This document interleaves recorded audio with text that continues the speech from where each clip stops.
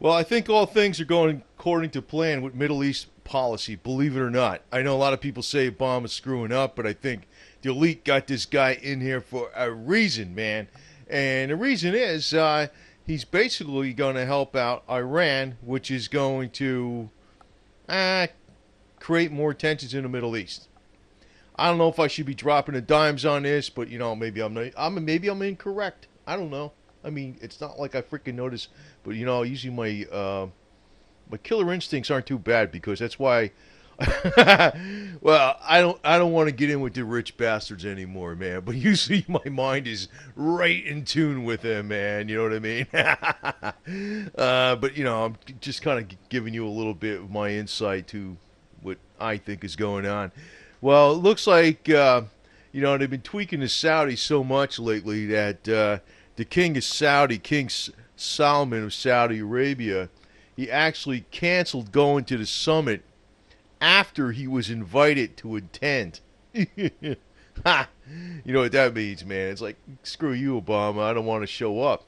So then, at the summit, Obama incorrectly misidentified a couple people. And considering that he is, like when they were being introduced, he incorrectly introduced the deputy crown prince, and he misnamed the founder of the kingdom. But consider this. Yeah, you might think, well, Obama's not really dumb. I mean, like a lot of people that hate him, who hate him, say he's dumb. Maybe he's not as smart as Clinton or say JFK or I don't know Jefferson. Thomas Jefferson was very smart, but he's not stupid. He's definitely not stupid. But he's teleprompter Obama, right? I mean, if if he's gonna read off a cue card, how the hell would he be making a mistake? And I think it was deliberate to piss him off even more.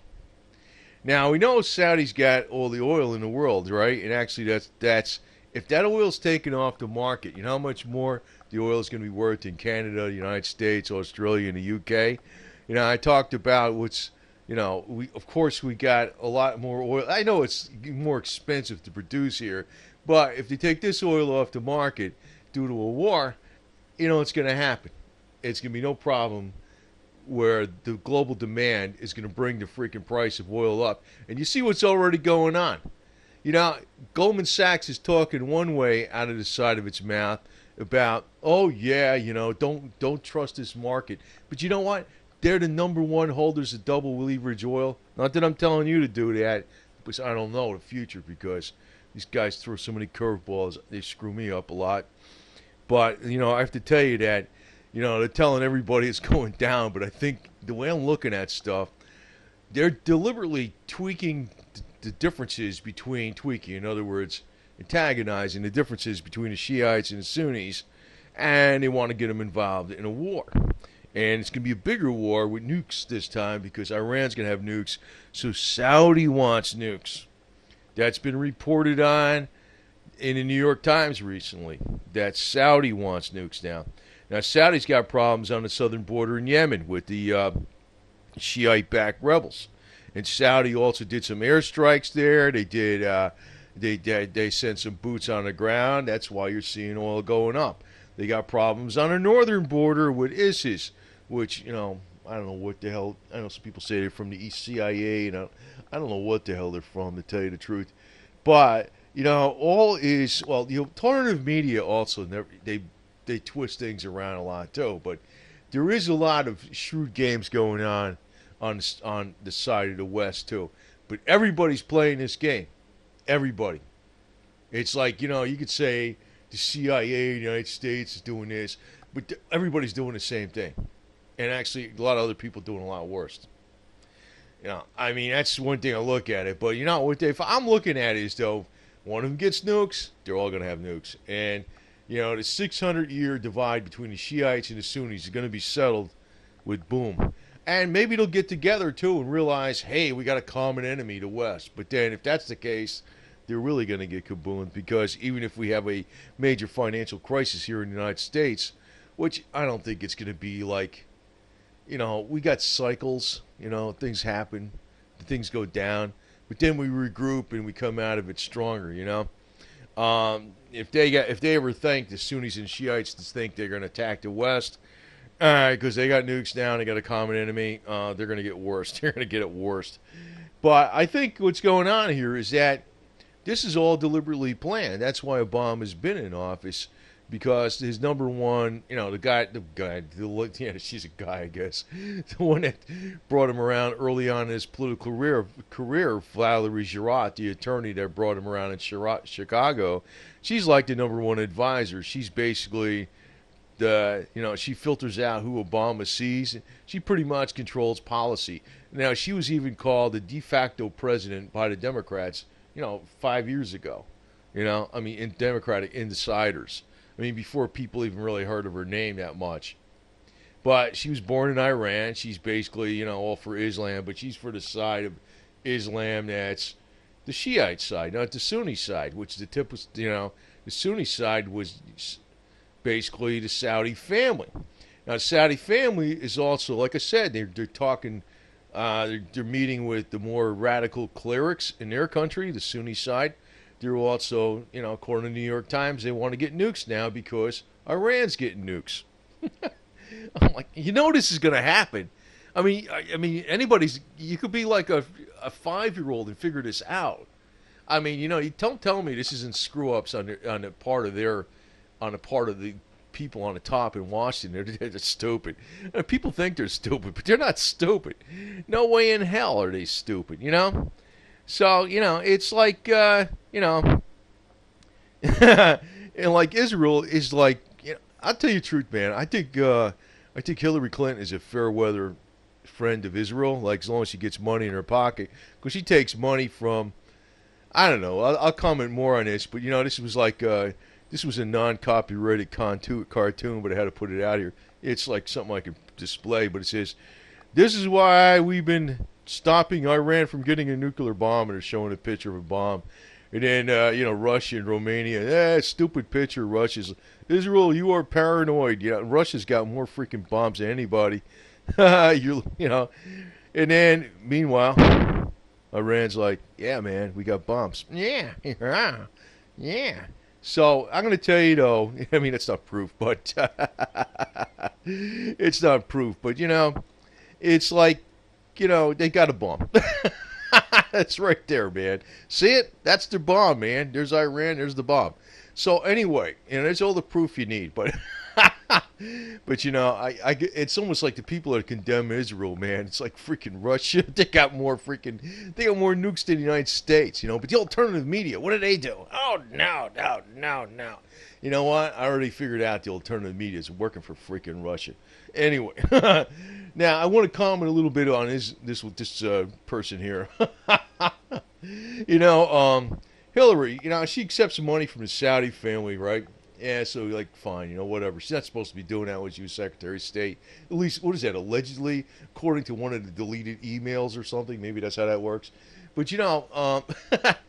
she's like so much. This is what cracks me up about this. And you know what? I gotta put this on the end here because, the number one enemies of women basically globally is Islam, man, big time. And, her accepting money from Saudi families, where they stone women. And I'm not going to show pictures of them stoning women over there and stuff. It's too graphic.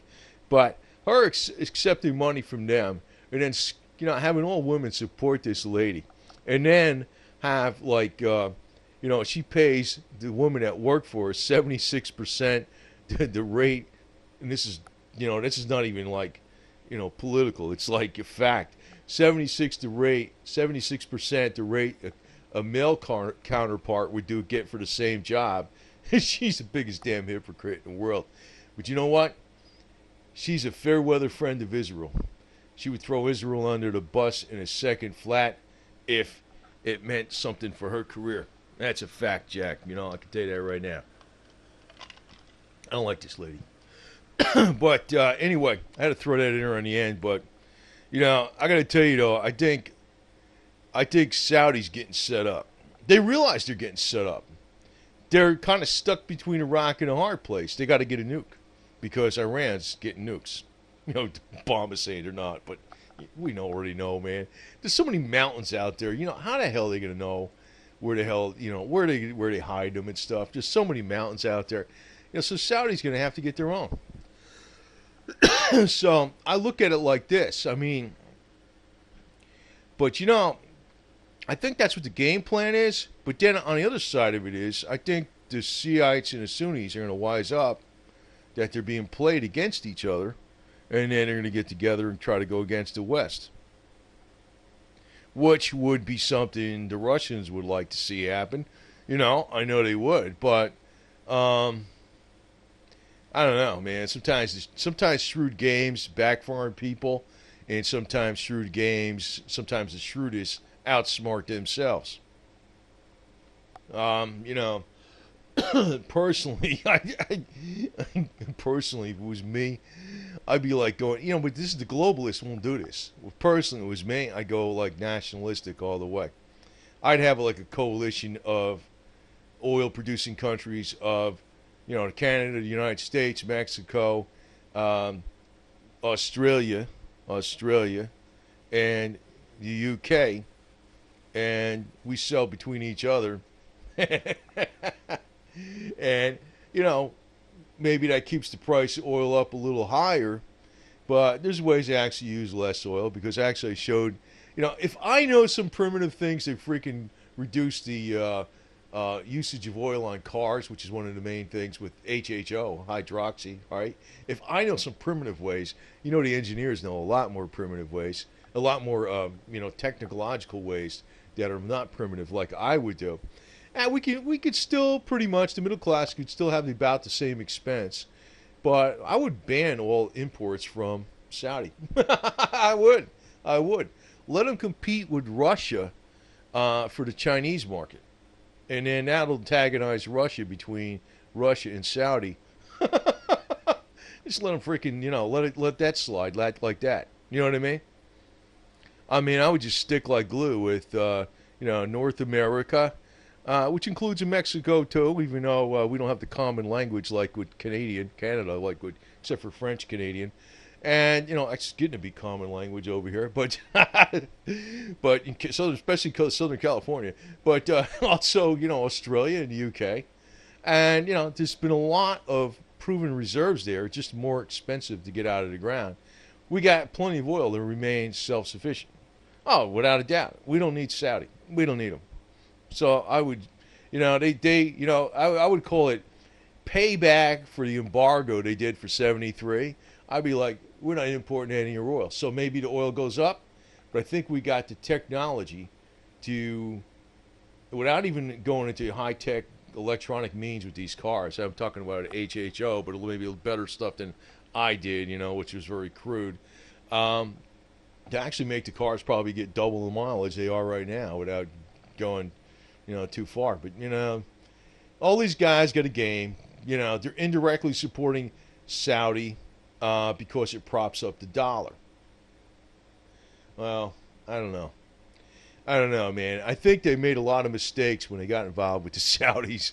They made a lot of mistakes when they got involved in the Middle East.